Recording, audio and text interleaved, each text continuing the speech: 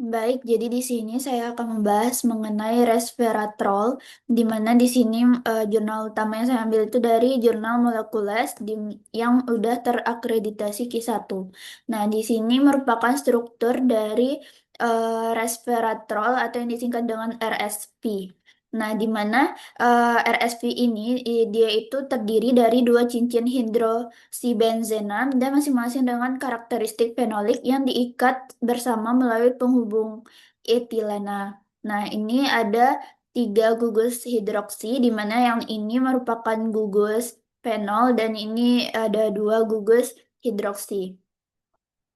Nah, RSV ini dia itu memiliki berbagai aktivitas biologis yang pada manusia itu termasuk sifat anti-inflamasi, anti kanker, antioksidan, neuroprotektif, antibakteri yang diantaranya itu. Nah, namun bioavailabilitas RSV ini dia itu rendah secara in vivo, kelarutan dalam airnya buruk, fotosensitivitas, ketidakstabilan kimia, metabolisme yang cepat, dan potensi hepatotoksik serta potensi efek antikoagulan dan lain-lain yang telah membatasi perkembangannya untuk penggunaan klinis dan komersial. Nah, gugus hidroksil fenolik RSP ini dia itu sangat rentan terhadap oksidasi sehingga modifikasi satu atau beberapa gugus hidroksifenolik pada RSP ini dengan gugus pelindung seperti metoksi, ester, amino, benzena, sulfonil, glikosida, dan lain-lainnya itu dapat meningkatkan stabilitas, kelarutan, bio, bio, bioaktivitas, bioavailabilitas, dan penargetannya. Nah, jadi masalah yang saya ambil itu bagaimana hubungan antara struktur kimia resveratrol atau RSP ini, khususnya keberadaan dan modifikasi gugus fenol terhadap kereaktifan kimia, aktivitas biologis, serta antioksidan sebagai antioksidan, serta sejauh mana perubahan struktur menjadi turunannya seperti iso isorapatigenin mampu meningkatkan sifat farmakokinetik sehingga menghasilkan profil bioaktivitas yang lebih optimal. Nah, jadi di sini ada jurnal tambahan yang saya ambil itu dari World Chemistry Advance, di mana sudah terakreditasi Q1 juga. Di sini dijelaskan mengenai eh, aktivitas antioksidan RSV itu sangat berkorelasi dengan karakteristik resdok dari gugus OH fenolik dan dengan kemungkinan delokalisasi elektron pada tingkat struktur kimianya. Nah, mekanisme RSV yang bertindak sebagai antioksidan itu dia itu menghambat langsung produksi ROS yang dimediasi oleh NADPH oksidase yang menyebabkan penurunan aktivasi dan ekspresi oksidase. Kemudian pengurangan biosintesis oksida, peningkatan regulasi tetrahidrobiopterin, sintase guanositrifosfat, siklohidrolase 1 dan penghambat endotelianosintesa. Yang keempat itu peningkatan regulasi banyak enzim antioksidan, peningkatan aktivitas SOD, GPX, dan CAT yang mengaktifkan berbagai faktor transkripsi nukleer dari seperti NRF2, protein aktivator AP1, dan SIRT1. Nah, di sini juga ada jurnal tambahan yang saya ambil itu dari Journal of Applied Biological Chemistry, di mana udah terakreditasi Q4. Di sini bisa kita lihat struktur turunan dari resveratrol atau RSP yang disintesis dalam penelitian ini.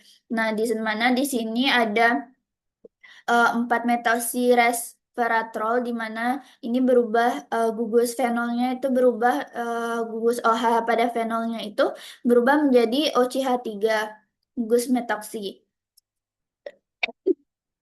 Nah, di sini juga ada kalau rapotigenin ini ada penambahan gugus OH dan juga perubahan antara gugus fenol OH pada gugus fenolnya tadi menjadi gugus metoksi.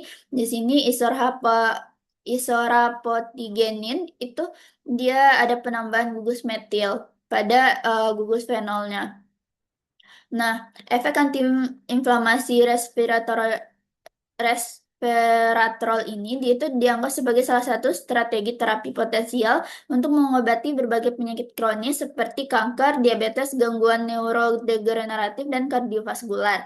Nah, turunan resveratrol ini yang dimodifikasi dengan O-metilasi dan atau hidroksilasi itu menunjukkan peningkatan efek biologis dibandingkan dengan resveratrol, di mana di sini bisa kita lihat kalau Piqueantol Piqueantol ini dia itu menunjukkan efek anti kanker. Nah, kemudian rapotigenin itu menunjukkan efek anti kanker, anti inflamasi, kardioprotektif, alergi, dan anti trombotik. Nah, sedangkan isorapotigenin dia itu menunjukkan aktivitas anti kanker, antioksidatif, anti inflamasi. Dibandingkan dengan resveratrol, isorapotigenin ini dia itu memiliki bioavailabilitas oral yang lebih tinggi. Nah, di sini juga ada jurnal tambahan yang telah terakreditasi Q1 juga, di mana di sini lebih membahas tentang isorapotigenin. Nah, isorapotigenin ini dia itu strukturnya mirip dengan resveratrol, tapi dengan pola metoksilisasi yang berbeda. Nah, struktur kimianya itu mencakup 3 gugus hidroksi dan 1 gugus metoksi yang terikat pada kerangka stil-bena. Nah, 2 cincin benzin yang dihubungkan dengan rantai 2 karbon. Gugus fungsionalnya itu meliputi gugus hidroksi, yaitu gugus ini, gugus hidroksi, kemudian gugus metoksi. Pada senyawa ini mengandung 15 atom karbon dan 4 akseptor hidrogen dan 3 donor hidrogen. Massa molar isoterapetigonin ini adalah 258,2,7 gram per mol. Nah, isorapotigenin ini telah ditemukan dia itu dapat menghilangkan radikal bebas pada OH dan OOH berkat adanya situs aktif dalam strukturnya. Nah, telah ditunjukkan juga bahwa aktivitas antioksidan isorapotigenin itu dia itu meningkat dengan adanya gugus fungsional OH dan juga metoksi pada posisi orto yang ini. Nah, terhadap gugus hidroksil A4. Nah, seperti yang diprediksi oleh teori fungsional densitas DFT. Nah, di sini juga ada jurnal tambahan yang telah terakreditasi Q1 juga yang di sini membahas mengenai farmakokinetik dari isorapotigenin di mana di sini dijelaskan kalau farmakokinetik isorapotigenin itu dia lebih baik dibandingkan resveratrol, terutama secara oral. Nah, pada intravena keduanya itu mirip, selnya itu 8 cl pada resveratrol itu 89,2, sedangkan kalau pada isorapatigonin itu dia 107,4, MTT-nya itu 14,1 eh, dan 11,1. Namun secara oral isorapotigenin ini dia itu lebih unggul dengan bioavailabilitas 47,2% versus dengan 22,3% dan AUC-nya itu 5,39 versus dengan 2,0,8. Nah, ini 2 sampai 2,5 kali lebih tinggi dengan P kurang dari 0,05 serta MTT lebih lama, yaitu 2,68 versus 1,85 menit. Nah, hal ini menunjukkan bahwa isorapotigenin ini memiliki penyerapan oral yang lebih baik serta kemungkinan metabolisme lintas pertama versus metabolisme yang lebih rendah dibandingkan resveratrol. Nah, akibatnya lebih banyak senyawa yang mencapai sirkulasi sistemik sehingga paparan obat AUC dan bioavailabilitasnya itu menjadi lebih tinggi. Nah, sehingga di sini di jurnal ini dijelaskan isorapotigenin ini merupakan polifenol yang bioavailable serta secara oral dengan profil farmakokinetik yang menguntungkan. Nah, potensi farmakokinetik yang lebih unggul dibandingkan dengan resveratrol ini menjamin pengembangannya lebih lanjut isorapotigenin sebagai agen antiinflamasi baru untuk PPOK.